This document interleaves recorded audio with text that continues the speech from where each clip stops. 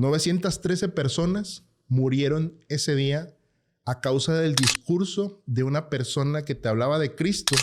No manches. Pero te decía que tenía un boleto para el más allá y tener la paz eterna. Esto sucedió en los 70s en Estados Unidos.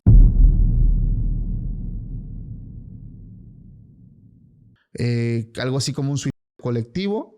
Y cuando llegan, entran a este rancho, entran a la casa y se dan cuenta que todos estaban en camas, en literas, en mesas. Estaban todos, pero como si estuvieran durmiendo. A ver, ¿dónde están tus 450? Se lleva a los profetas falsos que dice la Biblia, se los lleva al río y los de...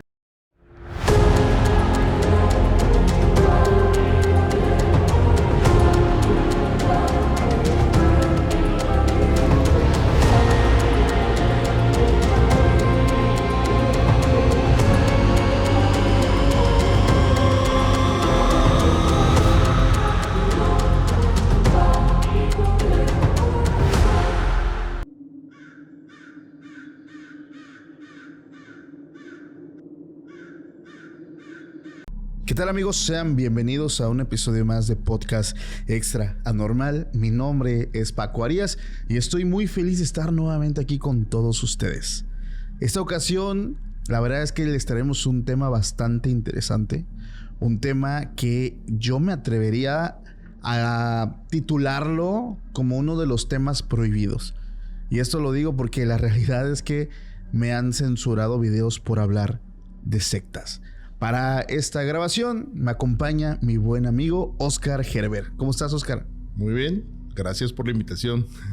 Aquí estamos, la verdad, como lo mencionas, es un tema bastante delicado, ríspido, áspero. Incluso vamos a tocar ahí ciertos puntos que tal vez a la audiencia les agrade y a otro sector no tanto, porque hay una delgada línea entre lo sectario y a veces dentro de las iglesias también existe este límite que a veces las mismas personas rebasan, sí, y caen en una creencia que tiene que ver con una secta. Para ti, ¿dónde una religión puede llegar a estar rozando los límites de la misma y empezando en territorio sectario?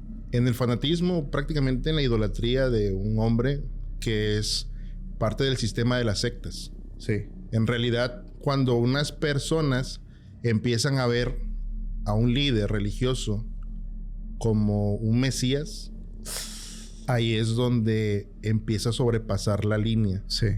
Y sobre todo cuando este segmento de personas comienzan a justificar crímenes que se sabe que hay... En nombre de Dios, ¿no? Exactamente. Y las personas empiezan a decir que pues no tienen que ser juzgados, que Dios los perdona y incluso los defiende, ¿no? Y exacto. Aquí es donde se pone interesante todo este asunto que tiene que ver con las sectas. Regresando un poquito a lo que estoy diciendo, de antemano no es la intención, ni tampoco es como me voy a mofar o nos vamos a mofar. Siempre hemos mencionado sobre esta mesa y sobre la mesa de Se Regalan Sustos, sí, que respetamos las creencias de las personas. 100%. Sin embargo, cuando uno cuestiona o pone el dedo sobre el renglón, es cuando hay estas discrepancias en las creencias y sobrepasan lo que mencionábamos hace rato, ese pequeño límite que ya te hace proteger incluso a criminales. Es que yo considero que hay que tener siempre un pensamiento crítico, independientemente de si formamos parte de algún movimiento religioso, llámese cristianismo, catolicismo, cualquier movimiento, hay que tener un pensamiento muy crítico, ¿no? Donde un líder probablemente se le suba a la cabeza, se suba al ladrillo, como le dicen, y empiece a creerse más que los demás. Yo creo que ya es un tema bastante fuerte. Antes de empezar, familia, quiero decirles algo. Es un tema bastante delicado porque vamos a tocar hechos que están plasmados en la historia, que fueron hechos reales. Yo traigo una historia que tiene que ver también con esto. Entonces, por la delicadeza y la misma naturaleza del tema, vamos a estar censurando algunas cosas. Si lo escuchas en YouTube, así será. Si vas a Spotify, ahí va a estar el episodio crudo, sin censura. Antes de iniciar, amigo, yo sé que muchos te conocen aquí en Extra Normal, pero si es la primera vez que alguien te está viendo, me gustaría que te presentes. pues, Oscar Herbert, ya tiene como casi el año, un poquito más, que iniciamos el proyecto de Se Regalan Sustos. Ahí estamos como panelistas, contigo, con Dafne Silva. Y pues acá en la productora también llevamos unos mesecillos ya trabajando de lleno en la redacción, en la lectura de los correos que manda la gente con todas sus historias, que son bastante tristes en ocasiones, bastante oscuras, bastante siniestras, dijera un amigo por ahí. Y pues aquí estamos, ¿no? Claro. Para crear contenido. Gracias. ¿Tus redes sociales? Oscar Herbert en Instagram y TikTok. Y Se Regalan Sustos en YouTube. Gracias, amigo. Vamos a empezar. Familia, por favor, ponte cómodo. Ahí saludos a todas las personas que están a punto de iniciar quehaceres, sus labores, están en oficina, en el trabajo, en el gimnasio, en el hogar, haciendo labores. Les mando un fuerte abrazo. Gracias a todos ustedes. Y ya saben que a mí también me pueden seguir en mi cuenta personal de Instagram como Paco Arias 369. Ahí me pueden encontrar, donde ya empecé para este momento a subir contenido únicamente para mi cuenta personal, donde hablo de ciertos temas que tienen que ver con la naturaleza del fenómeno paranormal. De igual forma, recuerda suscribirte si es la primera vez que estás con nosotros, activar la campanita, y en Spotify hay un botón que dice seguir. Únete y sé miembro oficial de esta gran comunidad que es Podcast Extranormal. Vamos a empezar, Oscar. Vamos a entrar de lleno a esta plática. Fíjate que hace un tiempo salió en Netflix una no sé cómo llamarle, documental acerca de la luz del mundo. Me la recomendaron, lo vi, y de verdad yo creo que la historia es Nazón Joaquín. Así es. Está bastante turbia, ¿no? O sea, ver cómo un líder religioso llegó a tener el control y la manipulación de muchísimas personas, miles, cientos de miles, no sé si llamarle millones de personas, a raíz de que desde su abuelo ellos lograron construir un gran imperio, tener grandes construcciones en muchas partes de México, y ver cómo él tenía el control sobre sus ovejas, como él le decía. No, como él podía elegir quién se iba a casar con quién, y lo extraño y lo feo, ¿no? El hecho de estar en servicio y mirar al público y darte cuenta que por ahí había una hermana guapa, de ojos de color, bonito cuerpo, y decir, tráigamela. Los masajes que él pedía, a él le gustaba que lo masajearan cuerpo a cuerpo, sin ninguna prenda. En su mayoría chicas jóvenes, algunas menores de edad, y cómo eran manipuladas antes de llegar a ese punto por otra mujer que les decía que esto lo hacían en nombre de Dios, porque él era un hombre de Dios y él tenía, o sea, la manipulación mental. Volvemos a un punto importante. No es Dios, no es atacar o criticar a un ser todopoderoso como lo es Dios creador. Porque yo creo que él, es muy obvio que él reprobaría todas estas prácticas, sino aquellas personas que, como lo mencionamos en un principio, pierden todos los estribos y empiezan a actuar de una forma pues ya criminal, como tú lo decías. O sea, el abuso a niños, a niñas, el manipular mentes, el decir, yo te pongo a tu esposa, pero cuando se me antoje la llevo a mi cama y te la regreso. O sea, cosas bien fuertes, que son los casos que vamos a estar platicando en un rato, porque va de cultos a cultos. O sea, esto lo encontramos en todas partes. No voy a decir esta es la buena. No, o sea, realmente en la gran mayoría de creencias, y no es que en todas, nos topamos con líderes religiosos que llegan a un nivel de fanatismo impresionante, amigo. Sí, es lo que platicábamos hace rato, ¿no? El hecho de poner como una figura mesiánica a un líder incuestionable. El caso de la dinastía Joaquín es bastante perturbador. Sí. Y también hacer énfasis que no nada más en temas religiosos hay este tipo de líneas que están a punto de rebasarse. Yo sé que este programa y tú eres una persona apartidista. Sí. Y quiero hacer mención acerca de esto. Cuando recién empezaba el episodio o los capítulos de Se Regalan Sustos, que traíamos un formato más laxo, un formato de más relajo, que era una mesa un poco caótica y bastante entretenida. Y en algún momento en esos primeros episodios yo me atreví a hacer una broma con respecto a un tema político. Y fue una broma totalmente absurda, era un chiste hasta blanco, y pensé que pasó desapercibido porque estábamos hablando estábamos en la mesa y como que no se escuchó. Resulta que pues sí, un par de personas escucharon lo que dije y repito, no era nada transgresor, no estaba señalando algo malo. Y de pronto pues a mí me gustaba scrollear ahí la caja de comentarios y resulta que sí, un par de personas escucharon lo que dije y lo menciono con temas políticos, porque ahí te va. Me pongo a leer y dice una de estas personas, con esta persona no te metas. Uh-huh. Hablando de un líder político. De un líder político. Ajá. Y yo, o sea, leí el comentario, me dio risa y le contesté que el programa de Se Regalan Sustos era un programa para venir a relajarse, ¿no? Que éramos apartidistas y no estábamos ni a favor ni en contra de nadie. Y ya así como que saludos.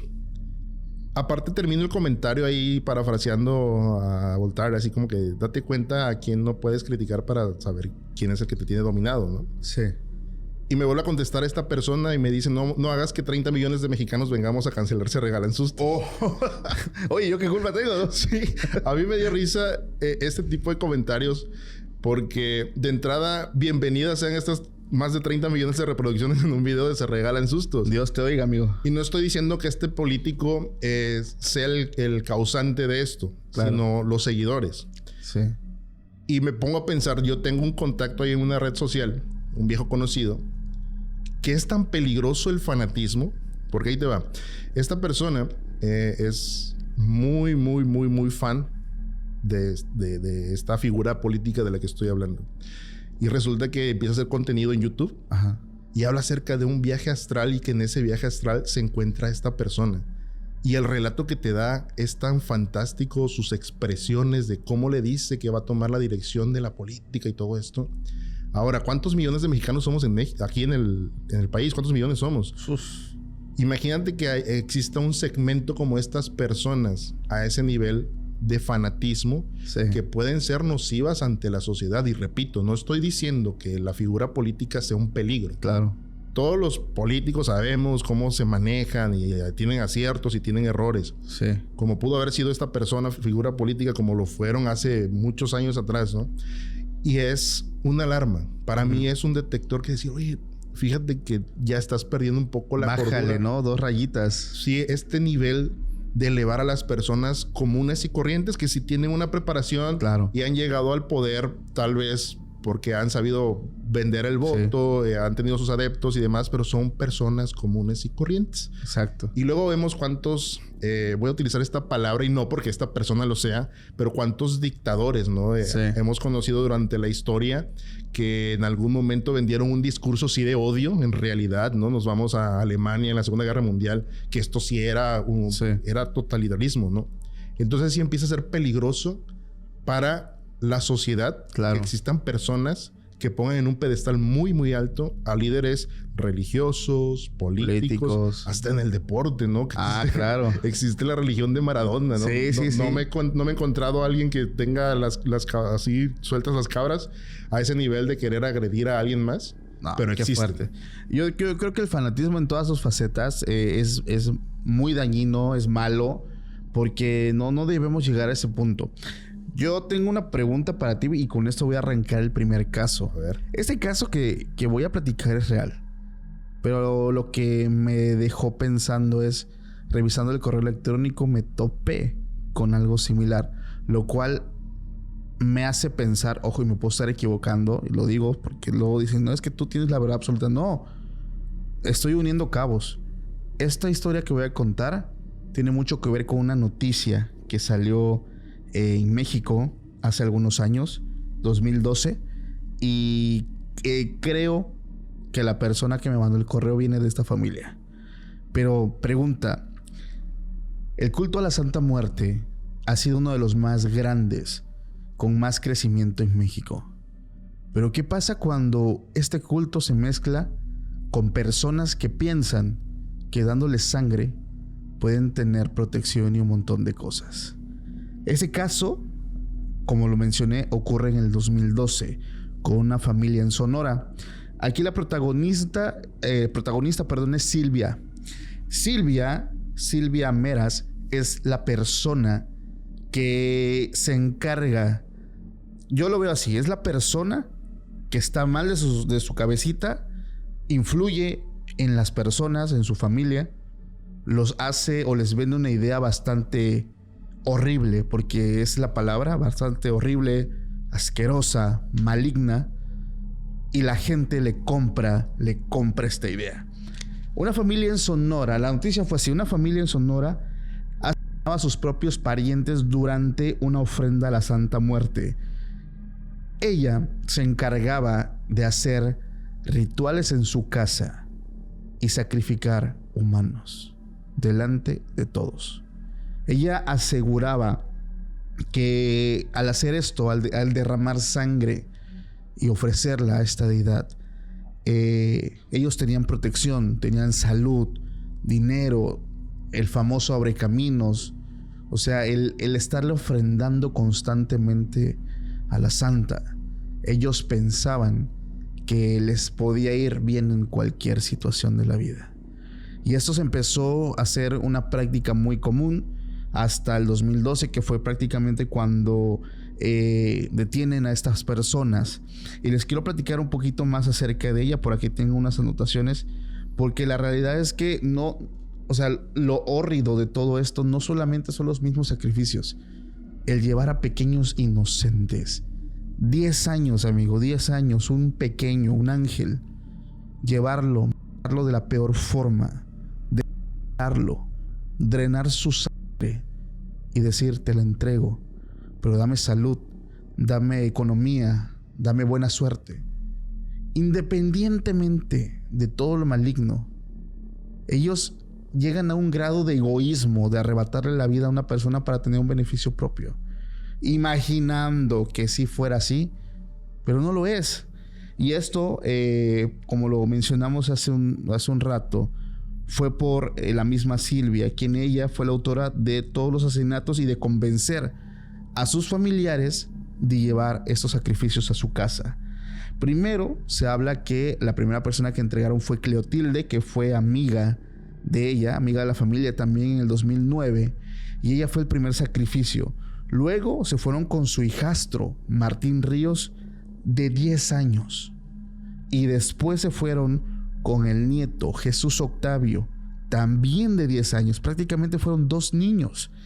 Y durante los rituales, pues prácticamente la gente, tema de desaparición, decían: pero que seguramente anda la familia en malos pasos, ¿no? Es un ajuste de cuentas, es delincuencia. No, realmente no, ni siquiera, porque la misma familia levantaba cargos de decir, no, o sea, simplemente todo el mundo estaba callado. Y la muerte del pequeño Octavio pues fue lo que llevó a las autoridades a investigar, y fue que se dieron cuenta que los cuerpos estaban enterrados en un terreno a las afueras de Hermosillo. Cuando empieza el interrogatorio, Silvia menciona que ella está convencida de que ofrecer sangre a esta deidad le traería beneficios no solamente a ella, sino a toda su familia, tanto económico y todo lo que ya mencioné. Aquí lo triste y lo fuerte es: muchos niños de esta familia estaban presentes durante esta ceremonia. Niños, adolescentes. Se habla de que cuando suceden estas situaciones, un departamento del gobierno recoge a los menores, y aquí por ejemplo tenemos las anotaciones que son niños de 1, 2 y 5 años quienes habrían participado en el último rito donde fue degolado un menor, y el Instituto de Tratamiento y Aplicación de Medidas para Adolescentes, ITAMA, tiene a una joven de 15 años. Aquí está lo más fuerte todavía: una chica de 15 años que está en rehabilitación porque toda su vida, por muchos años, ella estuvo acostumbrada a ver cómo gente, y lo normaliza. Ella en más de una ocasión le tocó participar, y es como cuando pues tú perteneces a tu religión, y si en tu religión es normal hacer cualquier cosa y llegas y lo normalizas y lo haces, es normal para ti. Trabajar con esta pequeña para que se cambie otra vez como el chip en su cerebro, decirle: ¿sabes qué? Esto es malo, tu familia estaba mal, no es bueno matar gente, no es bueno hacer esto. O sea, es un gran trabajo, y es un trabajo bastante complicado, porque por tantos años estar acostumbrada a verlo, a practicarlo, y ella simplemente lo veía y decía: es normal, no sucede nada. y que de buenas a primeras sepas que no, que realmente tu familia está cometiendo un crimen y que todo lo que tú creías no es como es y te cambian todo tu panorama, es trabajar de una forma mental muy fuerte. Esta es la noticia, es real, pueden buscarla en internet. Pero cuando yo empecé a leer esto, Oscar, me topé con una historia. Esta persona se hace llamar Brenda. Desconozco si es su nombre real, si es falso, no lo sé. Pero en el correo está como Brenda Benítez. No me dijo que fuera anónimo. Ella nos cuenta algo bastante turbio. Por eso ahorita van a ver por qué lo conecto con esta noticia. Ella nos menciona que vive en México. No nos dice exactamente en qué estado de México vive. Pero ella titula el correo: descubrí secretos oscuros de mi familia y no lo sabía. Brenda nos cuenta que ella vivía con su abuela paterna, porque desafortunadamente mamá y papá la abandonan y ella se queda a cargo con su abuelita. Su abuelita era curandera. Su abuelita también pertenecía al culto de la Santa Muerte y de vez en cuando también un poquito al satanismo. Va muy ligado, ¿no? Ella decía que su abuela tenía en su casa el lugar donde ella curaba con hierbas, tenía su santa, tenía por ahí una estatuilla también como del diablo, está donde lo ponen acá bien trabado, ¿no? Con un miembro. Uh-huh. Y pues era todo muy normal. Constantemente ella, la abuelita, hacía ceremonias de agradecimiento a la santa, reuniendo a la familia. Todos llegaban, en el cristianismo hacen algo similar que se le llaman células. Cuando llegan, como que comparten la palabra de Dios. Bueno, ella lo hacía, pero con la santa. Llegaba a hacer estas ceremonias en su casa, llegaban sus hijos, llegaban ahí parientes y se hacían ceremonias donde ella los limpiaba, ella les quitaba todos los malos espíritus. Pues prácticamente hasta ahí podemos decir que no le hacían daño a nadie, estaba chido. Al contrario, curaba a su familia y esto y el otro. La mayoría, aquí quiero hacer un énfasis, y esto me causó un poco de intriga. Me pone, la mayoría de mis tíos y tías eran padrastros. O sea que ellos vivían con parejas que tenían hijos de antiguas parejas. Ellos criaban hijos ajenos. Y eso no está mal, para nada. Está genial. El detalle es que en esa familia había muchos niños y ella jugaba con todos. Y hay un momento donde los primos empiezan a faltar en casa. El tío llegaba y decía, no, pues es que mi hijo está desaparecido. Mi hijastro. Y sobre todo nos habla de especialmente uno, el primero, Emiliano. Ella jamás va a olvidar a Emiliano porque era con el que más compartía momentos de diversión, juegos, y simplemente un día lo dejó de ver. Cuando ella le pregunta, siendo menor, qué pasó con Emiliano, su tío le dijo simplemente, no está, tu primo desapareció, esperemos encontrarlo, pero con una calma, como si no se hubiera perdido nada importante. A los meses va una prima, igual, pero todos eran como hijastros, no eran familia cercana. Y así pasó por 5 años. Los niños iban desapareciendo, pero ella decía, es que la familia se veía tan normal. No se veían como una mamá, un papá preocupado por sus hijos. No, simplemente decían, no, desapareció, ni modos. A ver si lo encontramos. Y así estuvo pasando hasta cuando ella cumple, ella me dice, arriba de los 14 años. Por eso es que tengo sospechas si tiene que ver con esta familia. Ella dice que se acercaba el día de la ofrenda, así le llamaban a esta ceremonia que hacían en la casa de la abuela. Se acercaba el día de la ofrenda, donde ella participaba hasta cierto punto, pero no la dejaban quedarse a la ceremonia completa. Le pedían que se retirara. Entonces para ella era normal estar en esta ceremonia, pero en la mañana de ese mismo día, su abuela se sienta y le dice, hija, hoy siéntete orgullosa porque vas a estar en toda la ceremonia completa. Siéntete orgullosa. Pero te tengo que decir algo. Probablemente lo que veas al principio te va a espantar, pero quiero que entiendas algo. Esto lo hacemos porque es necesario. Tú quieres tener una buena vida, encontrar un buen esposo, tener dinero, que te vaya bien. Todos queremos que nos vaya bien, pero a veces hay un precio que pagar Y a veces tenemos que hacer cosas que parecen malas, pero son buenas. Son buenas para nosotros. Y ella no sabía qué quería decir exactamente a su abuela. Le dijo, mira, solo te pido que nos entiendas y nuevamente lo que vas a ver, no te espantes. Es algo bueno. Mira que la santa nos ha cuidado, esto y el otro. ¿Ok? Llegó la noche y llegó el momento de la ceremonia completa. En ese momento, ella ve como uno de sus primos estaba amortado y estaba muerto. Y en una mesa como donde estamos, lo sientan, lo acuestan.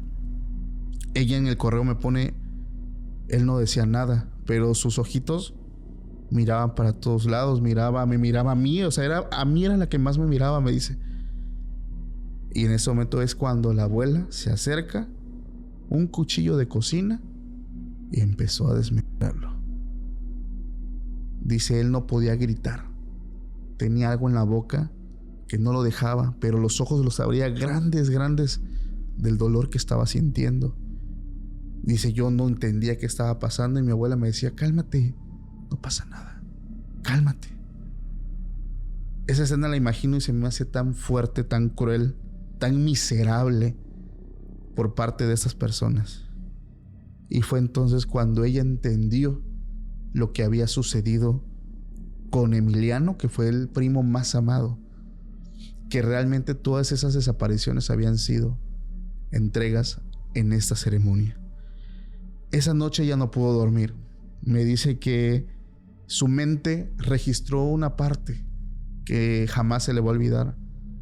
La parte donde él, cuando tenía esto, pues esta cosa punzocortante en su cuerpo, voy a cortar. Cuando él tenía este cuchillo clavado en su cuerpo, él la miraba a los ojos, a ella nada más. Y ella tenía pesadillas donde constantemente recreaba el momento donde a este pequeño lo estaban mandando a la otra vida. Ella intentó asimilarlo. Nos cuenta que a raíz de lo que ella vivió, cambió drásticamente, se aisló, se volvió una joven solitaria, se empezó a aislar de todo el mundo, porque ella intentaba entender a su abuela, pero al mismo tiempo intentaba entender lo que estaba viendo y cómo era el sufrimiento de esas personas. Lo más escalofriante de todo es que recuerda algo bien drástico. En una ocasión dice que se levanta al baño y ve a su abuela que estaba en el recinto, algo normal, muy normal, y su abuela estaba hincada delante de esta figura. Y voy a leer exactamente lo que ella escuchó que su abuela decía. Y le decía, a Brenda sí te la voy a dar, solo dame tiempo. Ella era Brenda. Supuestamente esta deidad la quería a ella. Afortunadamente su familia fue detenida, pero ella no me da fechas, no me da indicios de nada, ni siquiera dónde fue, solamente es un correo. Y yo recordé haberlo leído, pero ahorita que me puse a leer esta nota, no sé, o sea, probablemente es otra familia, no tengo idea, pero me deja esta gran incógnita si realmente era esa familia donde pasaban estas cosas. Quién sabe. Lo que sí puedo estar seguro es que hoy en día siguen habiendo personas que piensan que darles sangre a una deidad, y ya lo hemos visto en otros episodios donde hemos hablado de satánicos, del lado oscuro de cómo algunas personas llevan ciertas prácticas de la santería a otro nivel. Pasa con las prendas, con cómo armar tu prenda, o sea, algo tan horrido, y se sigue viendo ahora, pero en otra creencia. No sé cómo ves. Es impresionante cómo el tema de la ignorancia en una creencia te lleva a hacer cosas atroces. Lo menciono porque tiene que ver con la adoración a la santa, mencionabas, ¿no? Yo tengo ahí un par de amigos, amigas, que me gusta conversar con ellos porque les hago preguntas, más allá de generar un debate de sus creencias, claro, me gusta preguntarles cómo funcionan. Y me decía una de ellas, es que hay una mal conceptualización acerca de lo que es la Santa Muerte. ¿Y cuántas prácticas no hay a causa de una ignorancia? Ahorita que estabas mencionando eso y de entregar, me acuerdo de un programa que vi yo cuando estaba pues joven. Ok. Y me daba risa la manera en que te van relatando la situación, porque es hasta irónico. Y ahí te va. Hace mucho tiempo estaba este programa y son de estos que van entrevistando como el día a día de la famosa Ciudad de México. Me encanta. Saludos a todas las personas que ven este programa a través de YouTube en la Ciudad de México. Saludos. Saludos a todos. Entrevistaba a una persona que se dedica a ser carterista, es decir, un delincuente. Trabaja, entre comillas, en el transporte público. Y esta persona menciona su modus, cómo lleva su día a día. Y lo que me llama la atención es cómo cierra su relato, su narración. Ok. Él dice que todos los días, al salir de casa, su mamá le da la bendición y le dice que la Virgencita de Guadalupe lo cuide y lo proteja. Eso para mí es irónico y es incongruente con las creencias católicas. Claro, porque vas a hacer el mal a tu prójimo. Exactamente. Está en los 10 mandamientos, no robarás. Y tengo familia que viven en una ciudad peligrosa, ahí en la Ciudad de México, que ellos mencionan que también los vecinos de al lado tienen incluso su capilla de la Virgen y está grande y tienen acá las veladoras, las flores. Y se sabe que la familia se dedica también a delinquir. Y es una práctica común que la señora, cuando los hijos se van a trabajar, entre comillas, igual les da la bendición y que la Virgencita nos los proteja, ¿no? Y regresen con bien. Ahora, cuando te pones a pensar el otro lado de las personas que se levantan a las 3:30, 4 de la mañana, se van en el transporte público 2 horas, a veces toman 3 diferentes tipos de transporte público para llegar a su trabajo, llegar al día a día, y están soportando ahí cosas en la oficina, en los diversos trabajos, y se regresan a sus casas cansados, todo esto. Y resulta que pues estas personas también reciben la bendición, ¿no? Sí. De parte de la mamá, de la esposa, del esposo. Y del otro lado, estos delincuentes llegan y les quitan la cartera, celulares, tarjetas de crédito, y tienes que pagar colegiaturas, tienes que pagar, tus obligaciones, tienes que cumplirlas. Entonces pones en este mismo pantalla dividida, pones a estas dos cosas, y tú mencionabas hace rato el punto clave. Es incongruente porque el punto de partida, o sea, la Virgen es la madre de Jesucristo. Y Jesucristo es hijo de Todopoderoso. Y el Todopoderoso hace mucho tiempo dijo, no robarás. Exacto. Y ahí es donde viene una contradicción. Dices, tal vez no es tan gravoso como lo es un sacrificio de un ser humano, de un niño, ¿no? En este caso, de la nota que dabas hace rato. Pero cómo estas variantes o estas discrepancias en el sistema de creencias te llevan a hacer cosas incluso atroces, ¿no? Y ahí es cuando a veces uno hasta se ríe, ¿no? De ese tipo de cosas. Ojo, y no tiene que ver con la religión católicos, ni los cristianos, ni nada. Simplemente es hacer el señalamiento de que tu sistema de creencias aquí está mal. Exacto. No tiene sentido alguno a qué te estás encomendando. Y lo digo por el tema de la Santa Muerte, porque también así van conllevando en caminos erróneos a este tipo de veneración hacia la Santa Muerte, ¿no? Es que por ahí dicen, ¿no?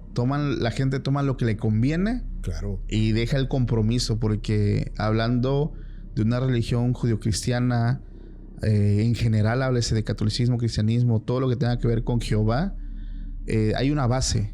Y una base tiene sus reglas. Y hay gente que, como tú lo dices, pertenece a una religión de estas y pasa lo que nos estás contando. O sea, sí creo, no, me encomiendo a San Judas o me encomiendo a tal santo, pero que me cuide, que me proteja si voy a robar, o sea, date cuenta cómo la gente no lo ignora, saben que está mal, pero ya ellos adaptan la creencia a su estilo de vida. Y le quieren dar sentido de esa forma, aunque sea lo más tonto e incongruente, decir, bendíceme y cuídame en lo que voy y chingo a la persona que viene de trabajar, como tú dices, cansado, ya con ganas de ver a su familia, tal vez con deudas, y voy y bendíceme para que no me pase nada y déjame asaltarlo. O sea, es algo tan absurdo, pero desafortunadamente es algo que se vive en México muchísimo. O sea, demasiado. Digo, no quiero, de verdad no quiero ofender yo a nadie, pero si tú eres una de esas personas, abre los ojos, o sea, date cuenta de lo que estás haciendo. Es algo incongruente el decir, sí, señor, cuídame y voy a ir a matar, no a mi hermano. O sea, es una cosa bien, bien tonta. Es que es una fórmula bien sencilla. Es ignorancia. Sí. Más el fanatismo te conlleva esto, y bien lo decías. El hecho de que tengas conductas erráticas hacia con tu gente, con tus amigos, con tu familia. Y yo lo he mencionado, si tu sistema de creencias te hace alejarte de las personas que amas, y estas personas empiezan a rechazarte, probablemente tu sistema de creencias es erróneo. Exacto. Se supone que las creencias son para hacernos conectar con un ser supremo y tener una vida pues tranquila, una vida en amor, en paz, en armonía.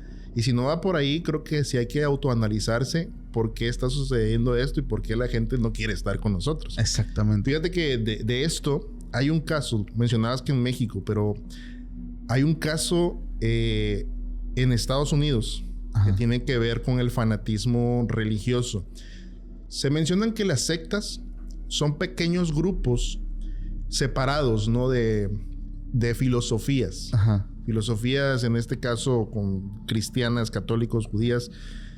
Y por ahí van haciendo sus segmentos y van creciendo en cuanto a adeptos y van teniendo sus propias prácticas que las van justificando. Ahí te va una historia de James Warren Jones. Ok. Esos Warren, de verdad, es que son un caso. Sí, son un caso. Ahí vayan a ver, se regalan sustos con el caso de los Warren. Está buenísimo. Está buenísimo ese episodio. Bueno, resulta que esta persona, este niño, nace por allá por los años 30 más o menos. Sí.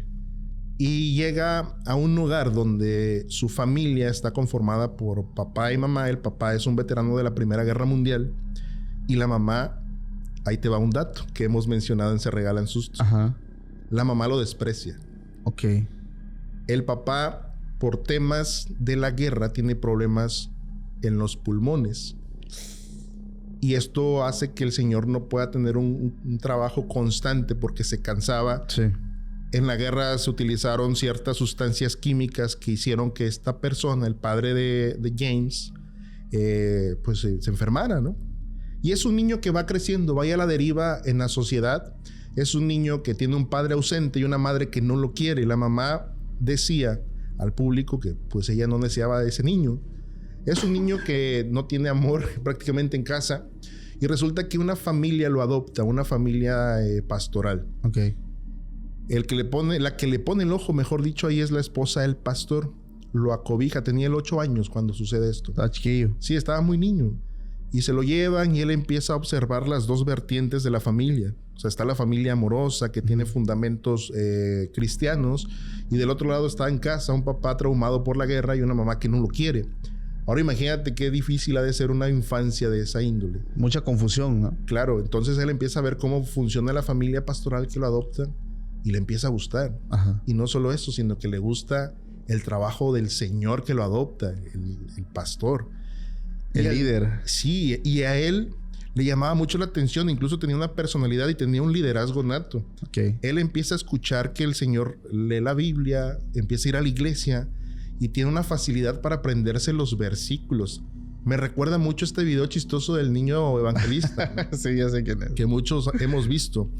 Y resulta que él se enamora tanto de esta parte del liderazgo que empieza a crecer, y en la historia se menciona que a veces juntaba a su grupo de niños, de amiguitos, ajá, de su misma edad, y les evangelizaba.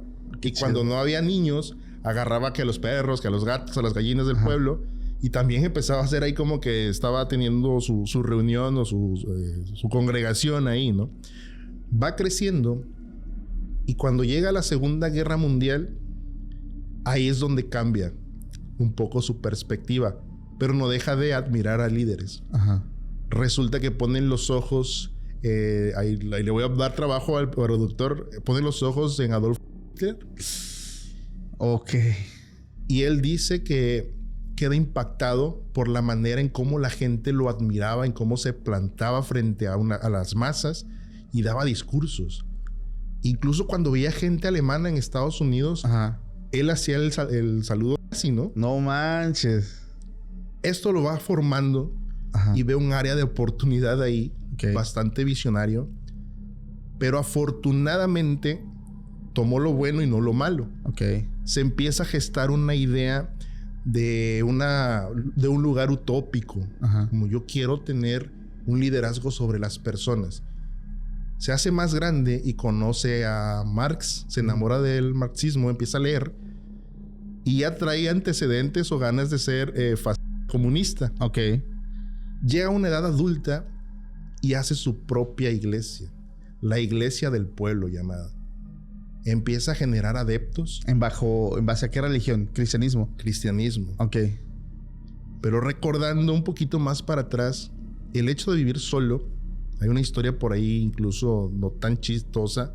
Era un niño muy bromista, pero dentro de sus bromas, justo en la iglesia donde iba, sacaba el agua bautismal y la llenaba él con sus propios orines. No. Y le gustaba robarse las ofrendas y eso hacía que su madre lo golpeara. O sea, sí empezó a crecer con ciertas cosas en su cabeza que lo hicieron conllevar a esto, ¿no? Ajá. Cuando viene toda esta parte de la Segunda Guerra Mundial, también cabe mencionar que en aquel entonces no existían estos movimientos que cuidaban o protegían a la raza afrodescendiente. Ajá. Y él, siendo una persona que defendía sus ideales, también defendía a estas personas, haciendo ojo que en aquel entonces estaban en un problema racial. O sea, sí había partes donde no dejaban entrar a los afrodescendientes. Vio una oportunidad ahí el tipo. Y él dice, yo voy a hacer mi propia iglesia, pero no solo eso, sino que en este lugar vamos a ser felices, vamos a vivir en armonía, en paz. Y empieza a crecer la iglesia, empieza a generar adeptos. Y era una persona admirable porque hasta eso tenía un liderazgo nato y tenía lo que la gente menciona, un ángel. La gente lo empezaba a querer. Ajá. Crece tanto y su idea utópica se va haciendo más tangible, al grado de que compra una propiedad en Guayana, un lugar cerca de Venezuela, y se lleva todas las personas de su congregación a ese lugar para hacer un nuevo pueblo. Okay. Imagínate la magnitud de esto. Qué ambición tenía, Sí, ahora, cuando la familia de la gente que forma parte de esta congregación, que ya tiene tintes de sectas, empiezan a preocuparse porque empiezan a aislarse.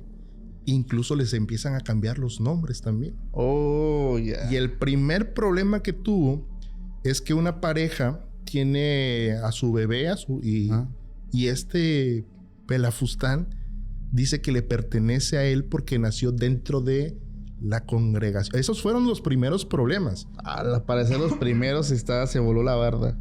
Resulta que llegan a este lugar que te mencioné hace rato, Guayana, empiezan a construir sus casas, empiezan a construir una sociedad prácticamente, y ya estaban ahí como que ciertos foquitos, ¿no? En Estados Unidos. ¿Qué está pasando? ¿Qué está haciendo esta persona, ¿no? Que después se hizo llamar Jim Jones.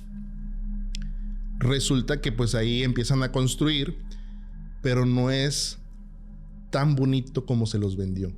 Porque se supone que era una sociedad aislada, un pueblo, donde nadie entraba. Simplemente los creyentes. Y la diferencia que había entre él y el resto de los otros que se hacen de mucho dinero es que él vivía prácticamente también en austeridad en ese lugar. Su casa era normal. La única ventaja que tenía él sobre los demás era la comida, porque su alimentación estaba fundamentada en arroz, frijoles y párale de contar. Y él pues sí podía comer carnitas y podía tener ahí como que sus huevillos y todo. Y la gente que lo rodeaba. Entonces la gente se empieza a enfermar estando allá. Y ya está esta parte como el foco rojo empieza a crecer. Resulta que en ese lugar tenían una práctica. La práctica era consumir un jugo rojo, y esto era como una práctica prepartida de este mundo, porque él decía que aparte de estar ahí, en algún momento se iban a ir a un lugar mejor, al paraíso. Estando allí, agarra técnicas de un dictador coreano de aquel entonces, pone bocinas en las calles del lugar y empieza a poner sus mensajes, sus discursos. Esto es un lavado de cerebro. La gente todo el tiempo está escuchando la voz de él y es una verdad absoluta. Es lo peligroso de esto. Ya están en un lugar lejos de su pueblo natal, están viviendo en otro país en condiciones deplorables y siguen ahí. Ahora, la juventud obviamente siempre va a ser rebelde y esto Claro. también es un punto bien, bien crucial. Sí, va a cuestionar. Resulta que los que cuestionaban había un pozo del castigo. No. Ese pozo era el pozo del terror. ¿En qué consistía? Resulta que en ese pozo vivía un monstruo. La gente que se portaba mal y cuestionaba su liderazgo era metida a ese lugar. Y la gente dice que sí era torturada por un monstruo. Los en el pozo y este monstruo los golpeaba, le jalaba los pies. ¿Pero era una persona o era un monstruo real? Era una persona que era empleada de él. Ah, ok. Tenía la orden de hacer incluso hasta ruidos extraños, ¿no? Entonces golpeaban a la gente y obviamente salen del pozo y no, sí, obviamente voy a obedecer, Sí, ¿no? claro. Al líder. Lo que te mencionaba hace rato del vaso era una práctica que se tomaban y era como que el para irnos a un lugar mejor. Resulta que en Estados Unidos se prenden todas las alarmas Sí. y mandan a un político, a Ryan, lo mandan para ver qué está sucediendo de aquel lado pues en Sudamérica, Sí. prácticamente, ¿no? Llegan con un grupo de gente, se instalan y se dan cuenta que el lugar pues no es tan malo después de todo. Hay gente trabajando, se menciona que incluso había hasta música, había gente ahí bailando y todo bien. Llega a hablar con Jones y le pregunta cómo es el sistema, ¿no? Y no, pues todos están aquí por voluntad propia. Todos tienen comida, todos tienen casa, cada quien trabaja en lo suyo, es una sociedad autosuficiente y todo bien. Esta persona, Ryan, pues no ve nada raro, ¿no? Ok, se la compró, pero resulta que le dan ganas de ir al baño. Y cuando se va al baño, empieza a desviarse el camino y lo abordan unas personas. Y le dicen, ¿para dónde? Y él dice, no, pues voy al baño. Y esa fue de las primeras sospechas de, ok, entonces no está tan bien esto. Ajá.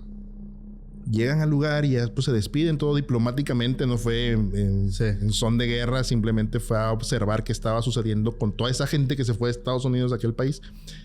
Y cuando se van, unas personas abordan a Ryan y como de película de terror le dan un papelito que dice, sálvanos. A la bestia. Se van en el vehículo donde llegan y ahí hay un conato de bronca entre Ryan y la mano derecha de Jones, al grado que la gente cuando ve este conato de bronca, los vigías, los centinelas de este lugar van en un tractor y ven que están tratando de someter a los suyos y ¿qué hacen? Rayan a los americanos. Tenían armas. Tenían armas. A la bestia. Lo matan al que viene con la misión de hablar con esta persona, Sí. lo matan. Y las otras personas huyen, llegan a Estados Unidos y en ese tiempo en que se van a Estados Unidos, Ajá. se levanta Jones a hablar con el pueblo y dice, la práctica se acabó, hoy es el momento de poner en marcha lo que hemos practicado. Resulta que agarran vasos y empiezan a llenar con cianuro y hacen una mezcla con alcohol y con un fármaco que es para las convulsiones. Ajá. De entrada el cianuro, cuando llega al cuerpo, te quema. Claro. Y resulta que los primeros en ingerir esto son los niños, porque había niños. No puedes. Había más de 200 niños en ese lugar. ¿Cómo lo hicieron? Con jeringas. Extraen el líquido y va para adentro. Evidentemente hubo mamás que brincaron y dijeron, no, esto no. Claro. Está lastimando al niño. Pero era tan bueno en el discurso que termina convenciendo a todos. Wow. Decían por ahí, porque hubo gente que sí logró escapar, que tenían la libertad de irse en cualquier momento en este ritual. Pero no es cierto. La opción era quedarse y morir al consumir esta sustancia, O morir. o cuando sales de la línea de la frontera están los centinelas con la orden de disparar. No manches. Murieron más de 900 personas ese día y a él lo encontraron también sin vida. Pero la muerte de él no fue tan dolorosa porque a él le dieron un balazo en la cabeza. Acabaron rápido con él. ¿Sí? Ya llega la gente de Estados Unidos y hace toda la investigación. Se encuentran estas jeringas, se encuentran las garrafas, los bidones donde tenían el cianuro y todas las sustancias que estuvieron consumiendo. 913 personas murieron ese día a causa del discurso de una persona que te hablaba de Cristo. No manches. Pero te decía que tenía un boleto para el más allá y tener la paz eterna. Esto sucedió en los 70s en Estados Unidos. Qué fuerte, amigo. Qué fuerte porque... Imagínate... Digo, hay gente, como tú dices, nace con un liderazgo nato.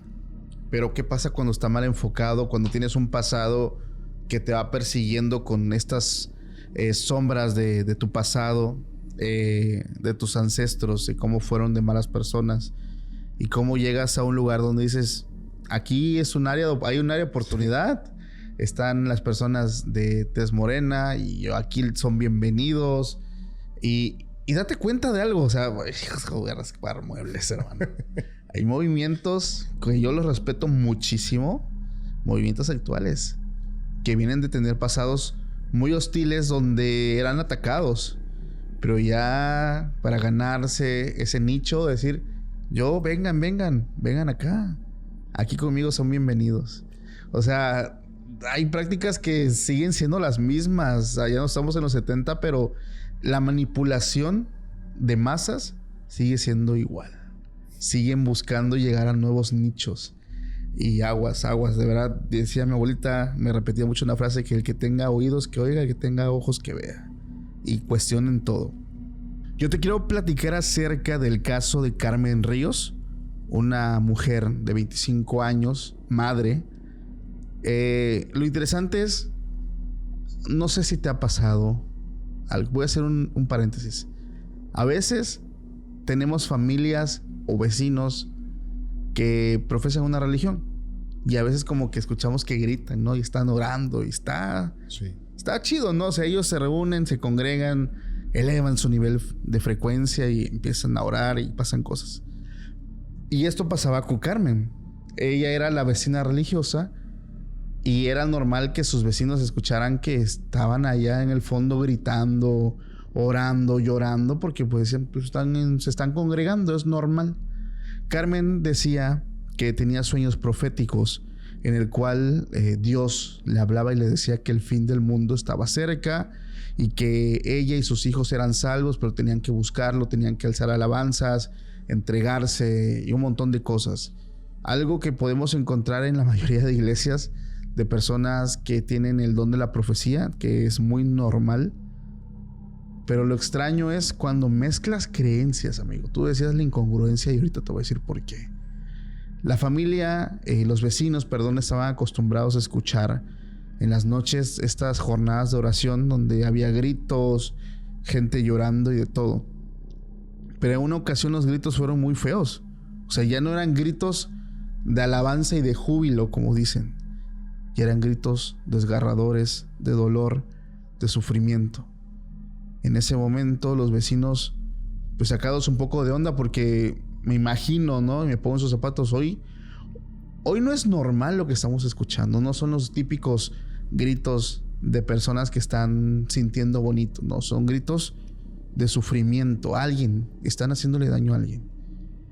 Resulta que esta mujer, con una cuchara, le quita los 2 glóbulos oculares a su propio hijo. Cuando llega la policía, encuentran al niño sin ojos, algo bien cruel, me lo imagino, y es una verdadera película de terror. Y esta mujer estaba en una crisis nerviosa, diciendo que lo hizo por su propio bien. Obviamente, los policías proceden en ese momento, se llevan al pequeño a servicios médicos, se llevan a su mamá, se llevan a más personas que en ese momento, por acá tengo la anotación, que estaban ahí mismo, que estaban personas ya de 40 años, 48 años, 22, había jóvenes, o sea, había más gente reunida, familias. Y lo impresionante es que todos estaban como diciendo que era normal porque Dios le dijo que le sacara los ojos. Ya cuando se lo llevan, esto pasa, antes de esto en el Estado de México, en una colonia de Nezahualcóyotl, exactamente San Agustín, Atlapulco. Carmen Ríos García, que fue la madre del pequeño, fue aprendida, como bien lo mencioné, con una persona, un hombre de 25 años, otro de 48, 2 chicas de 20 y una de 22. Ellos decían que estaban en ese momento adorando, estaban ellos en oración y que había un momento donde tenían que cerrar los ojos, pero que este pequeño no los quiso cerrar. Y aquí recuerdo mucho una frase de la que fanáticos como ella se cuelgan, que dicen: si mi mano derecha me hace pecar, me la corto y prefiero llegar al reino de los cielos, pero sin una mano, que llegar al infierno con la mano completa.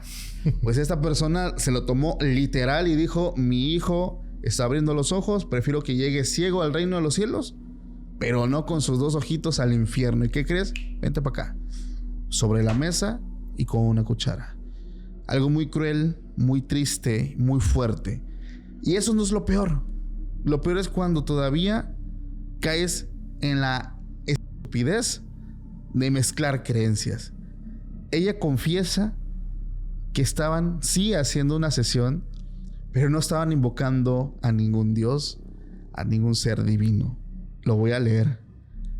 Ella menciona que lo hizo fue para salvarle la vida a su hijo, porque en realidad estaban invocando a un demonio, el demonio Ágares. Este demonio es un duque del infierno, perteneció a los comandos de virtudes cuando se trataba de que estaba con Diosito, no en contra. Y ante la caída, pues él puede causar terremotos, enseñar lenguas, dar conocimiento, pero sobre todo dar a las personas esta parte de economía. Entonces, siendo creyente de Dios y siendo religiosa, ella y su familia invocan a este demonio. El detalle es que este demonio, cuando es invocado, cuando se manifiesta, no puedes mirarlo a los ojos, porque es momento donde él te puede destruir. Entonces, ¿qué pasó? A mitad de la invocación, cuando supuestamente este demonio ya estaba manifestándose, el pequeño abre los ojos y ella dice: pues por seguridad, mi hijo, pues tuve yo que... Digo, no era más fácil hacer esto, pero no, dijo, le los ojos. Y fue cuando empezó todo el circo de terror. Lo curioso es que pasando el tiempo dan declaraciones y pues lo que todo el mundo probablemente a este punto ya se imaginan: ellos estaban bajo influjo de estupefacientes, por no llamarles. Mezclaron fanatismo, drogación, satanismo, todo en un mismo caso. Y lo más importante, ignorancia. Ignorancia en su máximo esplendor. De verdad, qué triste acabar con la vida de un pequeño, con el futuro de un pequeño que es inocencia pura, que no tiene la culpa de que sus padres tengan tantas deficiencias, y llegar a un punto donde lo dejen sin poder ver por todo el tiempo, por todos los años de vida. No sé si este pequeño muere, no desconozco. No, se sabe que afortunadamente quedó con vida. Esto sucedió hace muchos años, en el 2012, Ajá. si no recuerdo. Y creció.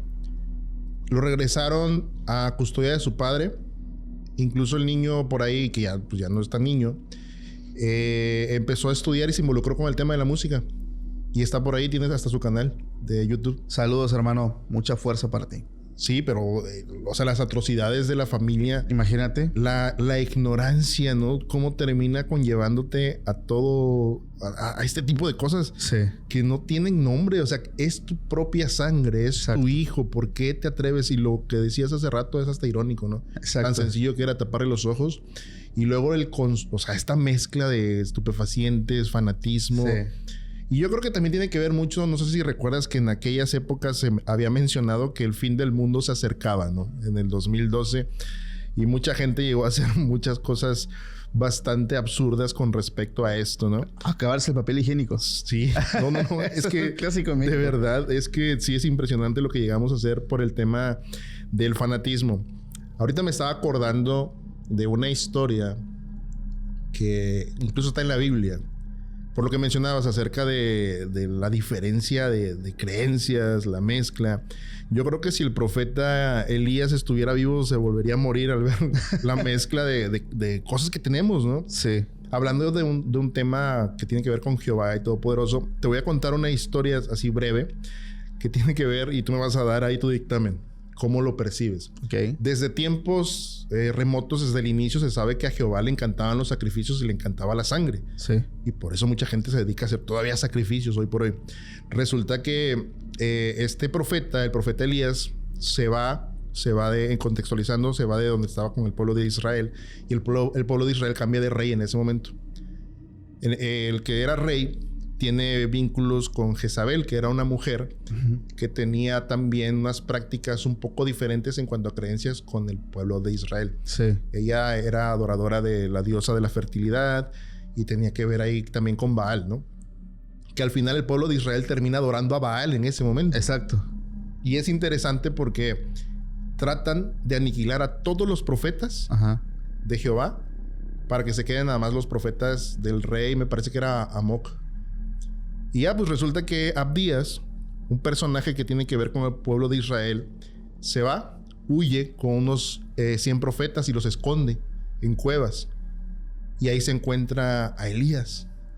Y ya le dice, fíjate que está pasando cosas feas en el pueblo. Y le da todo el contexto. El pueblo dejó de adorar a Jehová y ahora veneran a Baal. Y todo ha cambiado, estamos en escasez, el pueblo está sucio. Ya no están funcionando las cosas como antes. Y Elías pues se molesta y dice, ¿pero en qué momento sucede esto?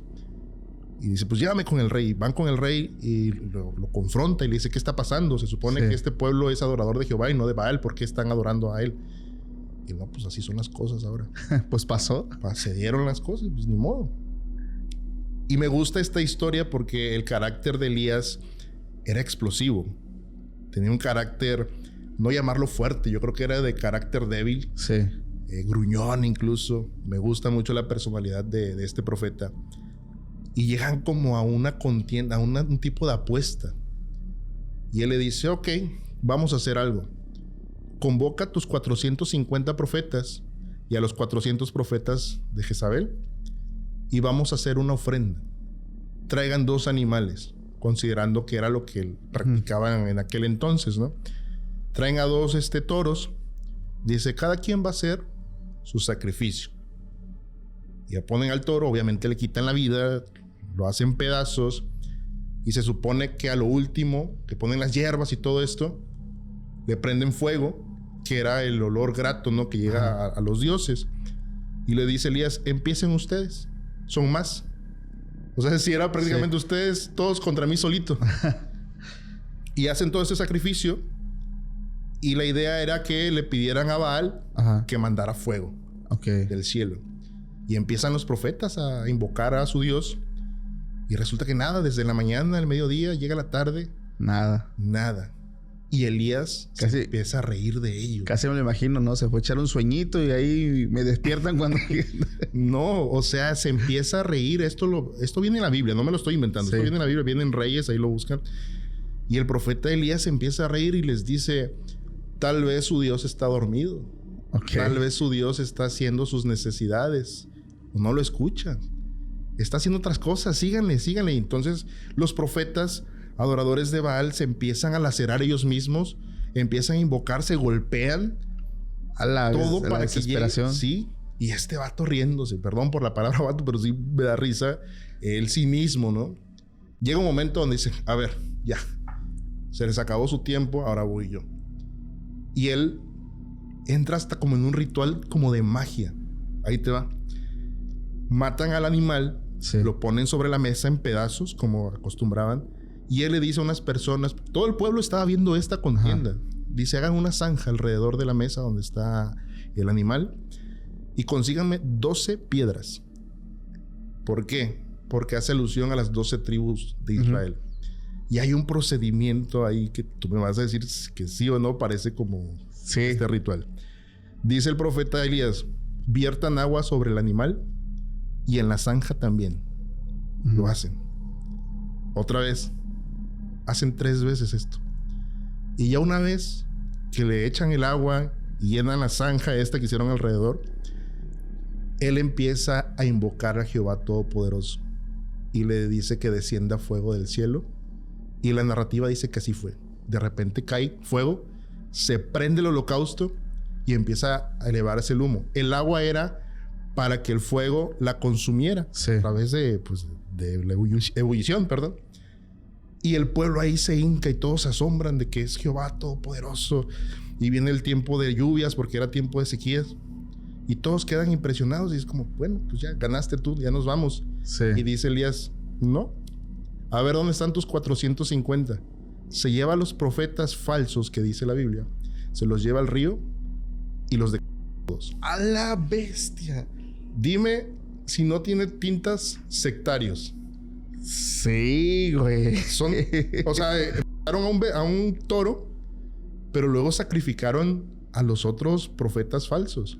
Yo entiendo que también sufrieron lo mismo los profetas. ¿Eso fue en el Antiguo o en el Nuevo? Eso fue en el Antiguo Testamento. Ok. Te va a decir, ay, sí, pero ya después vino Jesús y cambió las cosas. No, sí, claro. Obviamente sí cambiaron las cosas, afortunadamente. Sí. Ya no hay sacrificios de animales, ni debería de haber sacrificios de nada, ¿no?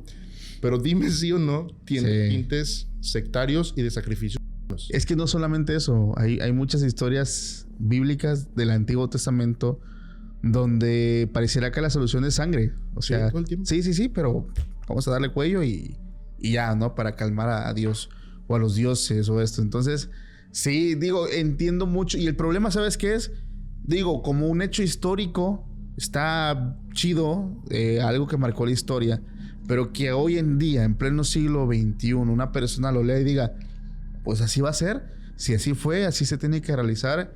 Y esto y el otro. Y hay personas, mucha gente que lo sigue viendo y lo sigue haciendo exactamente como está en el texto, llevando a estos sacrificios animales, humanos, niños, y tratar de normalizarlo.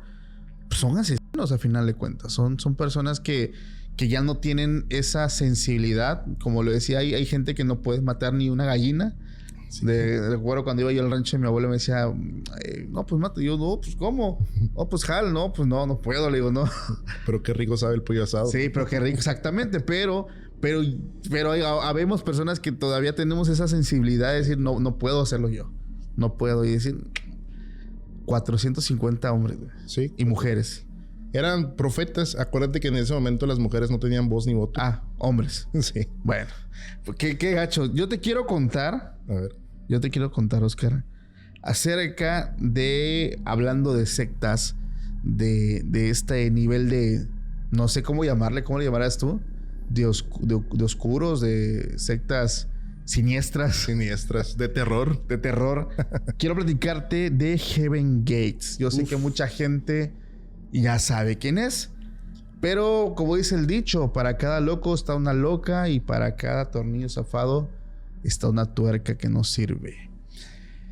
Esa fue la religión, una religión, sí, que fue liderada por Marshall Applewhite. Una persona que prácticamente es hijo de un ministro presbiteriano, músico y profesor de canto. Este tipo hizo una de las cosas que marcó la historia de, pues, prácticamente todo el mundo. Y es uno de los claros ejemplos de la manipulación mental que pueden ejercer sobre un grupo de personas. Aquí lo interesante es, él sabía que estaba mal, que estaba enfermo, que tenía un detalle mental. La nota nos cuenta que en 1972 él se encontraba paranoico por una situación que lo acechaba. Él decía que seres de otro mundo, hablando como de alienígenas, más o menos, buscaban contactar y todo el tiempo le decían que él tenía una misión bastante importante en este mundo y constantemente le daban revelaciones. Lo que podemos encontrar con gente que ha sido realmente contactada con seres de otras dimensiones, de otros mundos. Pero él estaba consciente, fíjate que aquí se me hace curioso, él estaba consciente de que lo que él tenía no era algo real, de que era un problema mental. Y la historia nos cuenta que él en ese año, por voluntad propia, se va a un hospital psiquiátrico, él buscando ayuda. si él hubiera llegado a un lugar donde no estuviera esta persona que ahorita voy a mencionar, probablemente lo hubieran ayudado, probablemente lo hubieran medicado y probablemente no hubiera pasado nada. Dios sabe por qué hace las cosas. Pero no fue así. Llegó a un lugar donde él se encuentra con Bonnie Needles, que es enfermera de profesión, pero ella tenía una fijación con el tema espiritismo y astrología. Y ella le dijo, pues lo que tú me dices yo creo que no está mal, porque yo creo en esto. Hicieron clic. Dios de mi vida. Y se mezclaron. Pero te digo, si hubiera llegado a otro lugar donde hubiera topado a gente profesional. De verdad profesional de la salud, no hubiera pasado eso. Pero no. Llega con esta mujer que dice, no, lo que tú tienes yo creo que sí es un contacto real. Hay que desarrollar, ver qué pasa. Y bueno, ahí es donde ella es la primera persona que este hombre convence de que realmente tiene un contacto y que todo lo que él tenía eran realmente profecías reales. Y es cuando ellos empiezan a salir, se hacen pareja e inician. De hecho, él en ese entonces estaba casado, se divorcia. Ella la que estaba casada, perdón, se divorcia y empieza su relación. Sí, está bien Joker eso, ¿no? Sí, imagínate. A ver, yo creo que en ese punto, no sé, tú dime, ya había un nivel de admiración. En el sentido de decir, una persona que, a ver, cree en lo que yo creo, pero que tiene un nivel más allá del mío porque ya es contactado. No sé, tú dime si ahí ya hay admiración. Por eso te digo que no era profesional de la salud de esta mujer. Se supone que tengo entendido que es enfermera, pero como bien lo dices, esta parte de la admiración y obviamente el cúmulo de creencias erróneas que luego traemos ahí atravesadas fue la fórmula para llevarlos a quedar juntos. Pues el caso es que ellos dos se juntan y empiezan pues un movimiento como parejas. Empezaron a buscar, a prospectar nuevos miembros en parte de Estados Unidos, Canadá, y como que su mensaje era la salvación, y para quienes se unieran a este movimiento iban a tener pues esa salvación porque ya estaba cerca también un tema siempre apocalíptico, ¿no? El tema del fin, y que solamente siendo parte de nosotros vas a tener la salvación.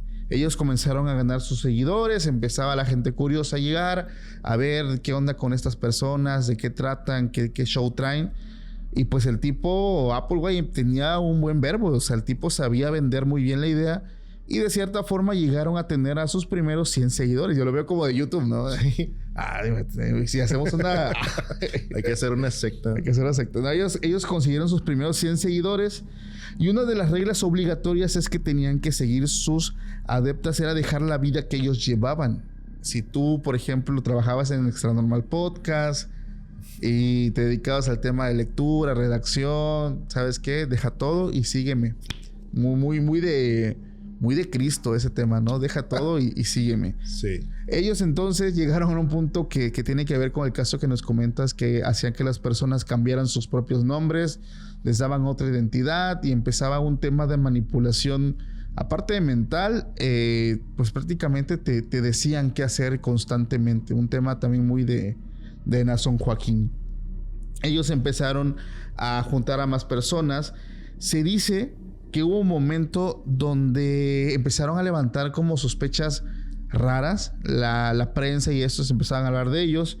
Y hubo un momento donde este grupo de personas como que se empezó a disminuir, se diluyó momentáneamente. Sino hasta 1976 la pareja reaparece con menos seguidores y esta vez se estaban preparando, ellos lo dicen, para dar el siguiente paso, al siguiente nivel. Ya que a mediados de los 80 hay un golpe duro para este grupo de personas. ¿Por qué? La muerte de la líder, Bonnie, a causa de cáncer de hígado, hizo que el grupo sufriera pues ciertas fracturas. Pero este hombre, Applewhite, tenía, como les digo, tenía un buen discurso. Siempre supo mantener a todas las personas enfocadas en un punto importante. Y sobre todo, venderles muy bien la idea. Es que si te vas a perder la salvación. Se aproximan cosas grandes. Tienes que estar con nosotros. No te vayas. Siempre generó en ventas, se le llama la necesidad de pertenencia, ¿no? No te puedes ir. Tú tienes que estar conmigo por voluntad propia porque sin mí tú no eres nada. Entonces el tipo, a pesar de la muerte de su pareja, siguió prospectando, siguió buscando y fue que en 1977 él ya contaba con solo 38 seguidores, los cuales los convenció de rentar un recinto en el rancho de Santa Fe al norte de San Diego, California. Y es aquí un mensaje bastante contundente porque esto se conoce como el suicidio colectivo más grande de la historia. Así quedó plasmado. No sé si actualmente ya existe algo similar, algo que opaque este hecho. Pues el de hace rato fueron 900 personas, no sé cuántas personas. Esto fue en Guayana, pero no sé si tenga que ver con Estados Unidos. En Estados Unidos, sí, quedó en parte de Estados Unidos. Porque en Guayana fueron los 930. ¿En qué año fue eso? En los 70s. Ok, sí. No, entonces este se queda como en segundo lugar, porque fue en los 90. Prácticamente ellos tenían la ilusión de que junto al cometa Hale-Bopp ellos prácticamente se iban a ir. Decían que tenían como una nave espacial y después de haber pasado este cometa ellos se iban a ir. Entonces instantes antes ellos se preparan con túnicas negras, se toman unas bebidas medias extrañas, se acuestan a descansar, a mimir y ya no despertar. Lo que provoca el desastre o todo el alboroto es una llamada al 911 donde una persona estaba reportando algo así como un suicidio colectivo, y cuando llegan, entran a este rancho, entran a la casa y se dan cuenta que todos estaban en camas, en literas, en mesas, estaban todos, pero como si estuvieran durmiendo. Alguna escena bastante cruel porque había jóvenes. No hay reporte de niños, pero había jóvenes, había adultos. Pero algo que a mí me genera mucho, no sé, mucho tema melancólico, Oscar, es la idea de las personas. O sea, llegar a vender una idea, tú crees en algo firmemente al grado de tú entregar tu vida. O sea, la mentira que ellos vivieron y la forma en cómo ellos decidieron quitarse la vida creyendo en este hombre, pensando que su salvación iba a llegar, arrebatándose a sí mismos sus propias vidas. Se me hace un tema bastante fuerte, bastante triste. No sé, ¿tú cómo lo nombrarías? Pues es que es parte también de la ignorancia. Hace rato mencionabas estas palabras, ¿no? El sentido de pertenencia, perdón. El cómo te pueden llegar a vender una idea. Y fíjate que lo triste de esto es que hay evidencias. Sí. Te puedes meter a internet, en YouTube, y ves fotos, videos pre-muerte, sí, de gente que se está despidiendo. Sí. Y se ven felices de que ya ellos se van. Va a pasar el cometa y nos vamos. Y detrás del cometa, según viene una nave espacial, y ahí se van. Exacto. Acá tengo el registro de las personas. Fueron 21 mujeres, 18 hombres sin vida entre 20 y 70 años, que fue el resultado de la tragedia. Aquí lo raro es que 6 meses más tarde otros 2 miembros hacen lo mismo que los otros 39. Pero ¿qué onda? Si se supone que ya ha pasado. Pues es que hay secuelas en los seguidores. Acuérdate que siempre va a haber gente que es fanática. Sí. Y que compra el discurso. Exacto. Y ha pasado. O sea, el que no conoce su historia está condenado a repetirle. Qué feo. Lo más gacho es, bueno, la forma en cómo encuentran a Applewhite. Él estaba en una recámara, en la recámara principal, en el buró. Él estaba y al lado de su cuerpo había una imagen de un alien, de un alienígena. Imagínate el nivel de fanatismo de esa persona, amigo. Pero hace rato mencionabas que tenía ahí una patología, ¿no? O sea, sí estaba mal. Él sabía en un principio que estaba mal. Pero también es que es lo peligroso de esto. El conllevar a una persona que tiene problemas mentales y aterrizarlo a temas, en este caso, pues, con el tema ovni, ¿no? El tema, sí, alienígena. Sí. Hace tiempo yo lo mencionaba en Se Regalan Sustos. Nosotros nos tocó conocer a una persona que estaba mal de sus facultades mentales, tenía problemas mentales patológicamente. Y este chavo sabía que estaba mal, sabía que tenía un problema. andábamos en la etapa de misioneros, ya sabes, que andábamos afuera del hospital, llevábamos comida, orábamos por la gente. Y llega él, se nos acerca y nos pide un 5 para un cigarro en aquel entonces. Y ya alguien le da ahí dinero, nos ponemos a platicar con él. Y este muchacho tenía un yeso en su brazo. Y uno de mis amigos le preguntó qué había pasado y él dijo, es que intenté autodesvivirme. Me parece que se había aventado de una azotea. Y él le pregunta, ¿pero por qué? Pero él fumándose su cigarro y bien tranquilo, dice, es que yo estoy mal, yo estoy loco. Y una amiga le dice, no, amigo, no hagas eso, no atentes en contra de tu vida. Le empieza a hablar de Dios, ¿no? Dios te ama, deberías de acompañarnos a la iglesia. Y él sonríe y nos dice, yo no puedo ir a esos lugares. Y mi amiga, no, sí, eres bienvenido. Y le dice mi amigo, el que le dio el 5 para el cigarro, le dice, no, en realidad las personas que tienen problemas mentales, una de las restricciones es no asistir a lugares que tienen prácticas espirituales. ¿Por qué? Porque ya trae un conflicto dentro de su mente. Sí. Y luego le añades el tema de Dios, de una divinidad que te puede hablar, ¿no? Que muchos cristianos dicen, es que Dios me habló, ¿no? Imagínate esta mezcla, ¿no? Desafortunadamente este chico lo logró. Termina aquí la vida a causa de su enfermedad. No sabemos en realidad cómo fue que llegó a este punto. Sé que la enfermedad fue después de grande. O sea, no nació con esta patología. Hubo algo que sucedió en su vida que detonó estos problemas neuronales y terminó pues perdiéndose, o sea, quitándose él solo la vida a causa de... Y ahora esto tiene que haber un tratamiento, por un especialista, un médico, alguien que sabe de ciencia. Pero ¿te imaginas que una persona como lo que sucedió con ellos, con problemas mentales, asevera que hay gente o hay otras especies que te están hablando y que tienes un mensaje y que tienes que ser el instrumento para llevarte a gente que al final terminan pues también autodesviviéndose? Me llegó una vez un correo, no voy a decir quién fue. No sé si lo viste en su momento. A ver. Lo voy a parafrasear porque no recuerdo exactamente las palabras, pero me dijo, Paco, tuve una revelación que el mundo necesita saber. Y tú eres el medio por el cual yo tengo que dar este mensaje. Es un mensaje que me han dado seres de otras dimensiones y que el mundo necesita saberlo. Por favor, llévame a tu podcast a hablar. Y dije, eso ya es una autopromoción, no manches. O sea, pero sí me he topado con ese tipo de personas. No manches, o sea, sí es bastante delicado todo ese tema de la salud mental y el tema de mezclarlo con cosas espirituales, ¿no? Al final terminan en crímenes. Sí. Aquí tengo una historia que sucedió en Argentina y te voy a decir en dónde exactamente. En Mercedes Corrientes se llama este lugar. Es la historia de Ramoncito González, un niño de 12 años. Inicia con su desaparición. Este lugar, pues, es un pueblo. La vida del pueblo tranquila. Sí. Y empieza a generar incertidumbre dentro de la población. Esto sucede en el 2006.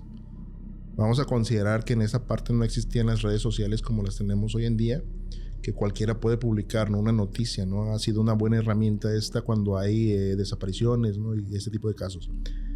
En ese momento desaparece Ramoncito. Va a la escuela y ya no regresa a casa. La primera que se alerta pues es la madre, ¿no? Imagínate una madre que no regresa a su hijo mayor de 12 años. Sí. Y empiezan a buscarlo, ¿no? El foco de la nación está en este caso. La pérdida de un niño, la desaparición. Algunos lo involucraban con temas del crimen organizado, temas de deudas, otras cosas un poco oscuras, ¿no? Pero la familia no tenía ni vínculos ni nexos. Era una familia de clase baja que tenía pues ahí escasos recursos. El niño ayudaba a su mamá vendiendo estampitas en la calle, trataba de llevar feria a la casa. Tenían también un hermano pequeño. Empiezan a buscarlo y no lo encuentran.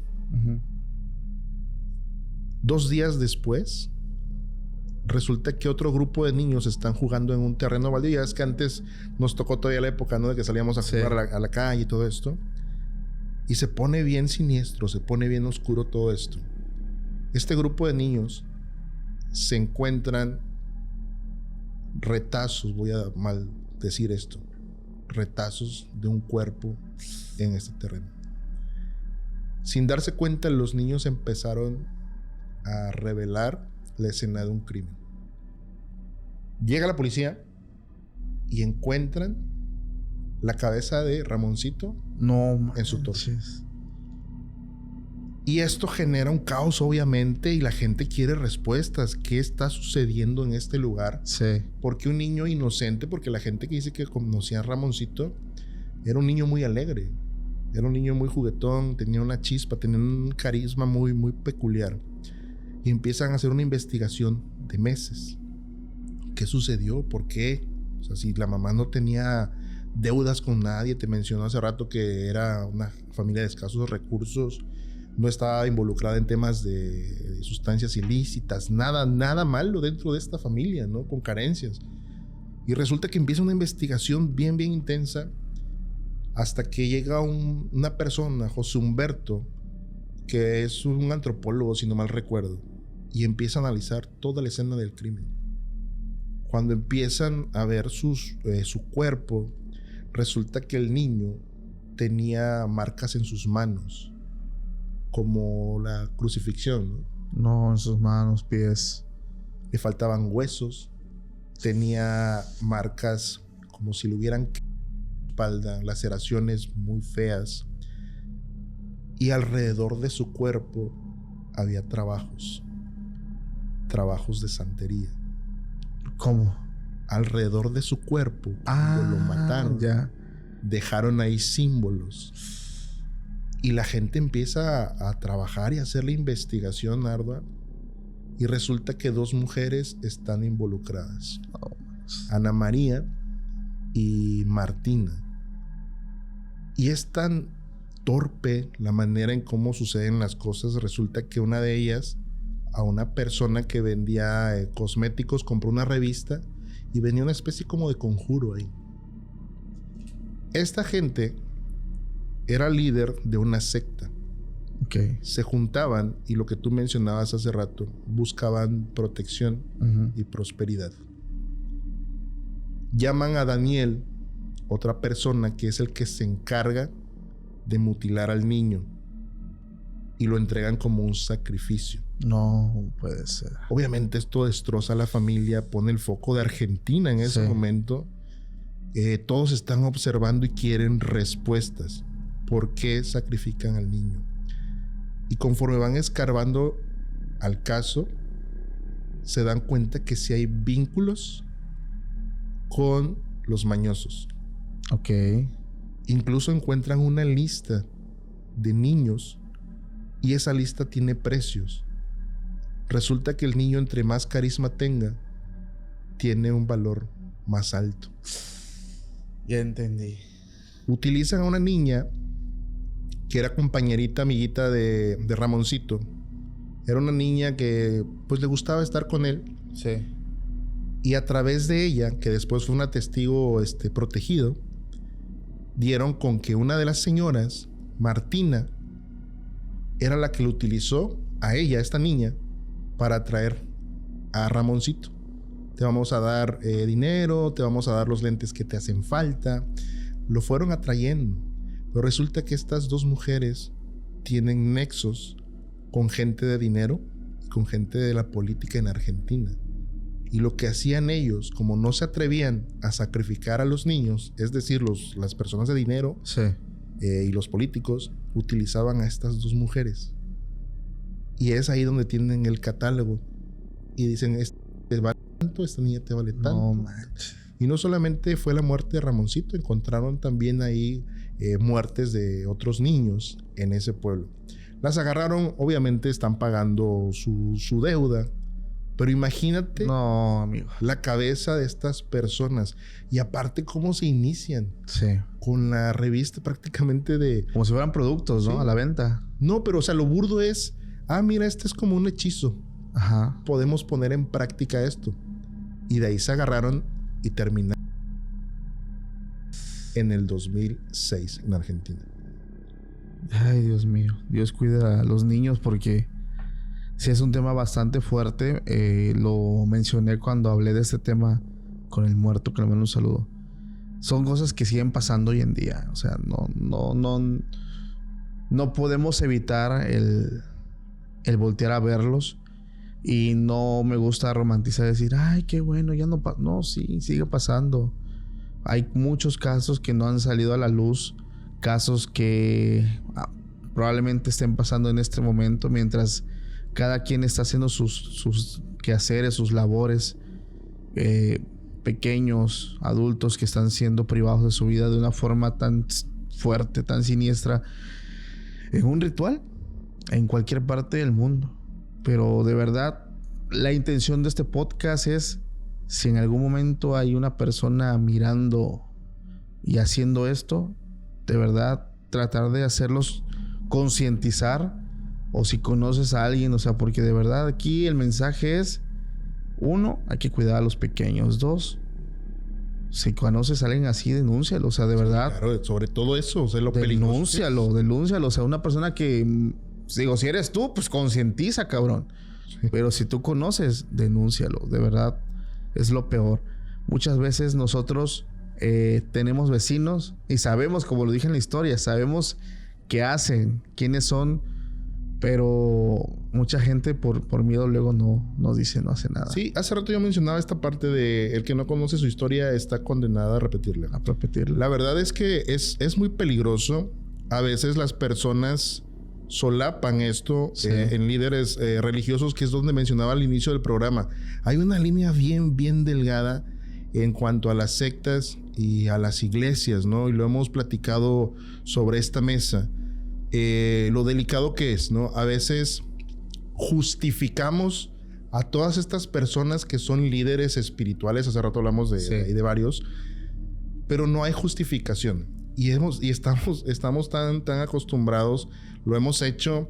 Y para cerrar, voy a aventarme ahí un dato, ¿no? O sea, nosotros, en las creencias que nos impusieron, porque nos las impusieron, hemos tomado tan a la ligera quien nos ha enseñado, ¿no? Sobre esta mesa hemos platicado acerca de este personaje emblemático del Nuevo Testamento, que tú dices, ok, ¿por qué pasa tan desapercibida su historia cuando se encargó de perseguir a los cristianos? Y yo sé que es un tema áspero, incluso incómodo cuando lo empiezas a mencionar, porque estás fundamentando tus creencias en alguien que está al nivel de los demás apóstoles cuando él prácticamente se autonombró apóstol, ¿no? Exacto.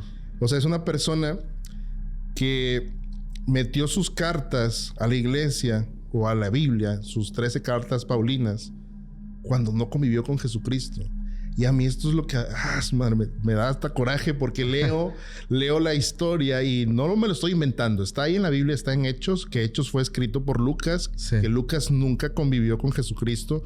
Lucas es de otra época, es algo parecido a lo de Sócrates, Platón y Aristóteles, que al final no se terminan conociendo el primero con el último. Y menciona la historia de cómo Saulo de Tarso persigue a la iglesia. Sí. Y cuando digo persigue, no es que iba corriendo detrás de ella. Tenía permiso del Estado para matar y de la iglesia para encarcelar y arrastrarlos. Y no nada más era arrastrarlos, era matar a mujeres y hombres. Es el autor del primer mártir de la iglesia. Lo apedrean hasta la muerte, hasta lo sumo. Y después en Hechos relatan, ¿no?, que van caminando. Él va con sus amigos, en sus secuaces, en los caballos. Y dice Lucas, ¿no?, que se le aparece Cristo y lo tira del caballo y lo deja ciego, ¿no? Y le dice, Saulo, Saulo, ¿por qué me persigues? Dura cosa te has de dar de cosas al aguijón, ¿no? Algo así. Y de ahí lo manda con Ananías, me parece, lo instruye.